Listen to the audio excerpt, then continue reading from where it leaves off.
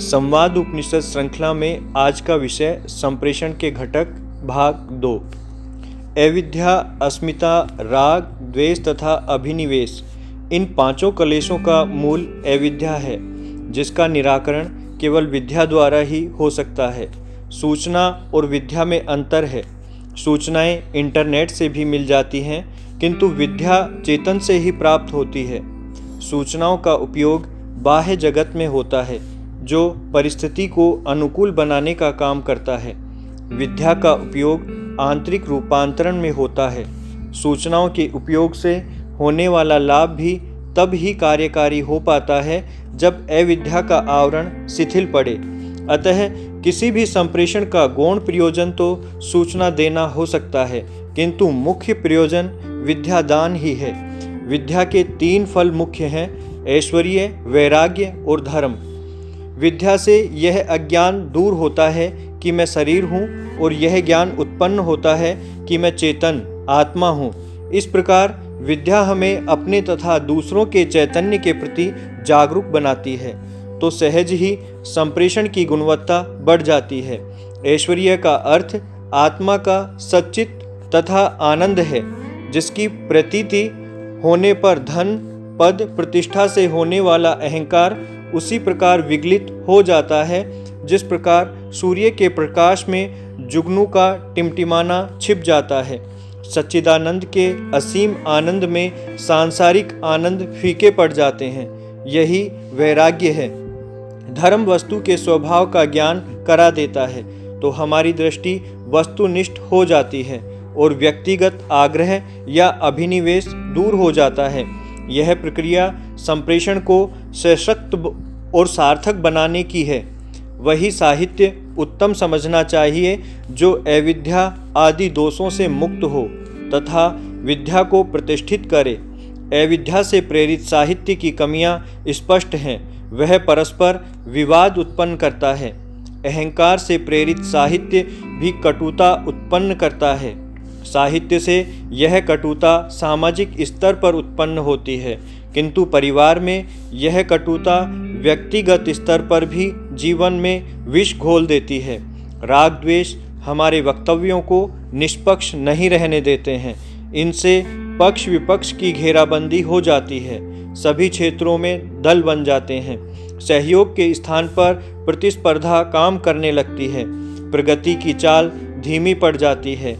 अविद्या आदि समस्त कलेशों का विस्तार भी संप्रेषण के द्वारा होता है, और उनकी प्रतिरोधी विद्या आदि का भी संप्रेषण द्वारा ही होता है।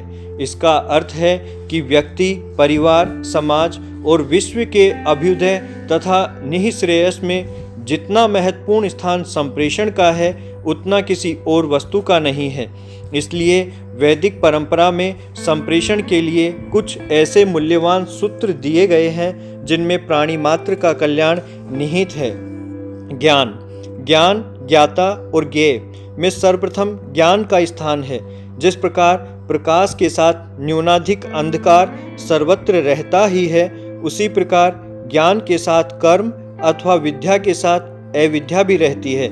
इसलिए ईशोपनिषद ने विद्या तथा अविद्या में किसी एक की उपासना की अपेक्षा दोनों की साथ साथ उपासना की बात कही है। यही वेद विज्ञान की विशेषता है, जो उसे उन ज्ञानवादियों से पृथक करती है जो ज्ञान और कर्म का विरोध मानकर कर्म का निषेध करते हैं। ऐसे ज्ञानवादियों का मत न उपनिषद सम्मत है न गीता सम्मत। ब्राह्मण ग्रंथ ने इसी बात को इस प्रकार कहा कि प्रजापति का आधा भाग मृत्यु है, आधा भाग अमृत है, आत्मा अमृत भाग है, विश्व मृत्यु भाग है, विश्व आत्मा का शरीर है।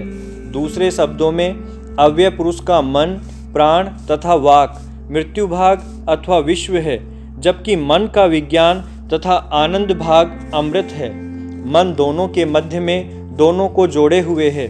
यही युगल विश्वातीत है। विश्व ब्रह्म, कर्म, अमृत, मृत्यु, आभु, अभव, रस, बल, माया, ब्रह्म आदि नामों से अभिहित होता है। ज्ञान कर्म की यह समष्टि ही पदार्थ है। ओम ईश्वर है और अहम जीव है। इन ज्ञान तथा कर्म दोनों की शक्ति वासना के कारण प्रतिबंधित रहती है। ज्ञान योग और कर्म योग का कार्य इस वासना को हटाकर ज्ञान तथा कर्म को शक्तिशाली बनाना है। कर्म में साधना अधिभूत है, ज्ञान में साधन अधिदेव है, इसलिए कर्म से इहलौकिक फल उत्पन्न होता है, जबकि ज्ञान से पारलौकिक फल उत्पन्न होता है। ज्ञान का विज्ञान पूर्वक अनुशासन ज्ञान कांड है। यह उपनिषद में उपलब्ध है।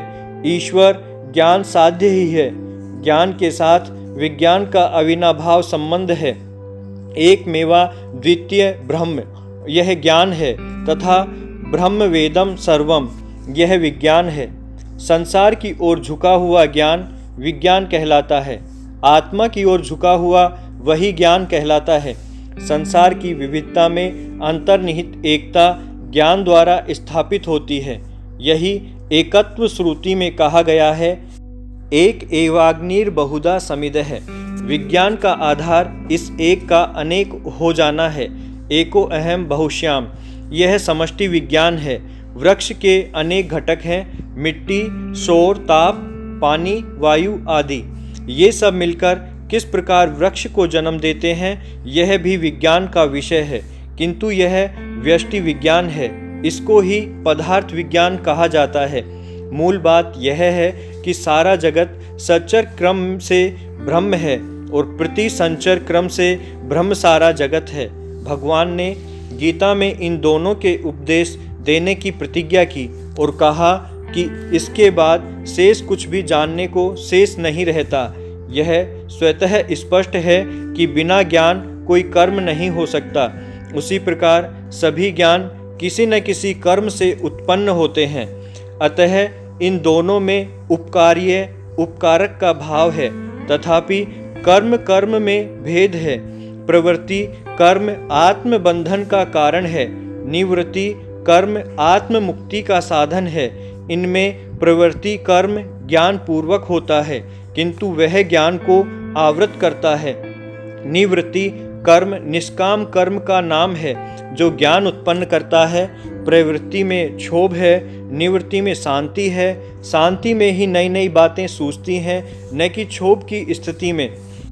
विशेष ध्यातव्य यह है कि निवृत्ति कर्म के बिना नैष्कर्म भी प्राप्त नहीं होता। यही नैष्कर्म ज्ञान योग है। इसी से मोक्ष प्राप्त होता है। विद्या सापेक्ष यज्ञ तप दान, विद्या निरपेक्ष इष्ट आपूर्त दत्त तथा राजनैतिक सामाजिक कर्म, इन सब का बंधन ज्ञान से समाप्त हो जाता है। कर्म का त्याग संभव नहीं है। वह ज्ञान के समान ही आत्मा का स्वभाव है। ईश्वर में ज्ञान और कर्म दोनों है। ज्ञान के निर्बल होने पर कर्म की चिति हो जाती है। यही ग्रंथि अथवा बंधन है। ज्ञान इस चिति का प्रतिरोधक है। चिति के अभाव ही संभव है, कर्म का अभाव संभव नहीं है। गीता में ज्ञान का महत्व आदि अंत और मध्य में प्रतिपादित है। अतः गीता में ब्रह्म विद्या है, किंतु गीता योग शास्त्र भी है। इसीलिए ब्रह्म विद्यायाम योग शास्त्रे शब्द गीता के प्रत्येक अध्याय के अंत में पुष्पिका में अंकित है। निष्कर्ष यह है कि ज्ञान पूर्वक किया गया कर्म बंधन का कारण नहीं, किंतु अज्ञान पूर्वक किया गया कर्म बंधन कारक है।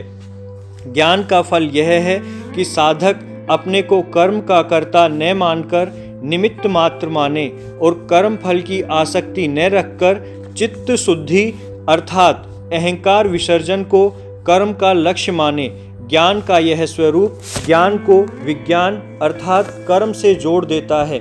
यही वैदिक दृष्टि की विशेषता है, जिसका प्रतिपादन वेद से लेकर गीता पर्यंत सर्वत्र हुआ। किंतु दुर्भाग्य से गीता के अनंतर यह भ्रम फैला कि ज्ञान का प्रयोजन कर्म मात्र का त्याग है। ऐसी मान्यता वेद विरुद्ध भी है और अनुभव विरुद्ध भी है कि कोई कर्म का ही त्याग कर दे।